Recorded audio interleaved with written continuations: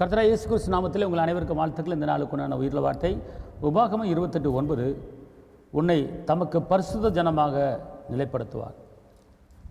அவர் சொல்லுகிறார், பரிசுத்த ஜனமாக நான் நிலைப்படுத்துவேன், உன்னை பரிசுத்த ஜனமாக நான் நிலைப்படுத்துவேன். பரிசுத்தம் இல்லாமல் ஒருவனும் தேவனை தரிசிக்க முடியாது. நீ என்னை தரிசிக்கும்படி உன்னை பரிசுத்தப்படுத்த போகிறேன், நீ என்னை பார்க்கும்படி உன்னை பரிசுத்தப்படுத்த போகிறேன், என் பக்கத்தில் நீ வரும்படி உன்னை பரிசுத்தப்படுத்த போகிறேன். கர்த்தர் சொல்றாரு, உன்னை பரிசுத்த ஜனமாக நான் மாற்றப் போகிறேன். ஒருவேளை பாவத்தில் இருந்து நஷ்டத்தில் இருந்து நீ வேதனைப்பட்டு கொண்டு இருக்கலாம். கர்த்தர் சொல்றாரு, உன்னை சுத்திகரிக்க போகிறேன், உன்னை பரிசுத்த ஜனமாக மாற்றப் போகிறேன், உன்னை பரிசுத்த ஜனமாக மாற்றப் போகிறேன், நீ பரலோகத்தின் பிள்ளையாக மாற்றப் போகிறேன். ஐயோ, நான் ஒரு கொடிய பாவி, இயேசு என்னை ஏற்றுக்கொள்வாரா என்று கலங்குறீங்களா? ஐயோ, நான் செய்த பாவங்கள் பயங்கரமாக இருக்கிறது, இயேசு என்னை ஏற்றுக்கொள்வாரா, பிள்ளையை ஏற்றுக்கொள்வாரா கலங்குறேன். இல்லை, ரத்தாம்பரம் போல பாவங்களை பண்ணியிருந்தாலும் அந்த பாவங்களை மன்னிக்கிற என் தகப்பன் இயேசு 2 கரத்தில் எட்டி உங்களை அழைக்கிறார்.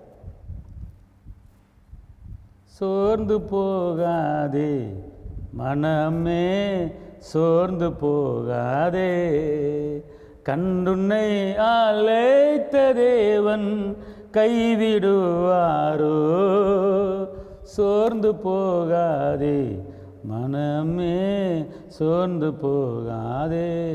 அவர் சொல்லுகிறார், நீ சோர்ந்து போகாதே, நீ பயப்படாதே, நீ கலங்காதே, நீ தேய்க்க வேண்டாம், நான் உன்னோடு இருக்கிறேன், நீ அசைக்கப்படுவது இல்லை, உன் பேரை நான் பெருமைப்படுத்துவேன், சகலத்தையும் புதிதாக்குவேன், உனக்கு விரோதமாய் உருவாக்கப்படுகிற ஆயுதங்கள் வாய்க்காதே போகும்.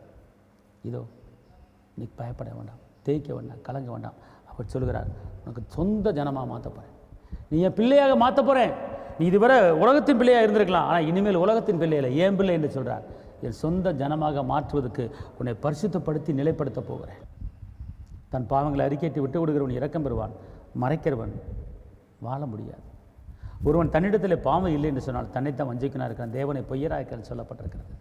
கர்த்தர் உங்களை பரிசுத்தப்படுத்துகிறார், உங்களை பிள்ளையாக மாற்றுகிறார். இந்த நாள் உங்களை பரிசுத்தமாக்குற ஒரு நாள், இந்த நாள் நீங்கள் பிள்ளைகளாய் மாறுகிற நாள், இந்த நாள் அவர் உங்களுக்கு அப்பாவாக மாறுகிற நாள். ரட்சிப்பின் சுவிசேஷமாகிய சத்திய வசனத்தை கண்டு என்றைக்கு ரட்சிப்படைஞ்சீங்களோ அன்னைக்கு வாக்குத்தத்தம் பண்ணப்பட்ட பரிசுத்த ஆவிகளை நீங்கள் முத்திரை குத்தப்பட்டு இருக்கிறீங்க, உங்களை தலைநிமிர பண்ணுவேன் அவர் சொல்லுகிறார். கலங்க வேண்டாம், தேய்க்க வேண்டாம், நான் பெரிய காரியங்களை உனக்கு செய்வேன்னு சொல்லுகிறார். தகப்பனே, இந்த வார்த்தையை கேட்குற ஒவ்வொருவரையும் பரிசுத்தப்படுத்துங்க, தூய்மையாக்குங்க, பாவங்களை மன்னிங்க, ஒரு கிருபை கொடு இருக்கட்டும். உங்களுக்கு நான் செபிக்கிறேன். தகப்பனே இயேசுவே, உங்கள் நன்றி உள்ளத்தோடு துதிக்கிறேன், ஸ்தோத்திரிக்கிறேன். வெற்றி வேந்தனே, விடுதலை நாயகரே, பெயர் சொல்லி அழைத்தவரே, அநாதி சிநேகத்தால் சிநேகித்தவரே, காருண்யத்தால் மூடினவரே, அப்பா, உங்களுடைய இரக்கமும் உங்களுடைய தயவும் உங்களுடைய பேரனும் உங்களுடைய மகிமையும் உங்களுடைய கிருபையும் கூட இருப்பதால் நல்லோர் மேலும் தீயோர் மேலும் கதிர்வனை ஒளிர் பண்ணுகிற நல்ல தகப்பனே, நன்மையான எந்த ஏவும் பூர்ணமான எந்த வரவும் அது ஜோதிகளின் பிதாவிடத்தில் இறங்கி வருகிறது. ஆண்டவரே, பிள்ளைகளுக்கு நன்மை செய்யுங்க, கிருபை செய்யுங்க, காத்துக்கொள்ளுங்க, பலப்படுத்துங்க, ஒவ்வொரு பிள்ளைகளையும் பரிசுத்தப்படுத்துங்க, இரத்த கொட்டைகளை மறைத்துக் கொள்ளுங்க, இயேசுவின் நாமத்தில் பிதாவே, ஆமென். கர்த்தர் உங்களை ஆசீர்வதிப்பார். ஹல்லேலூயா.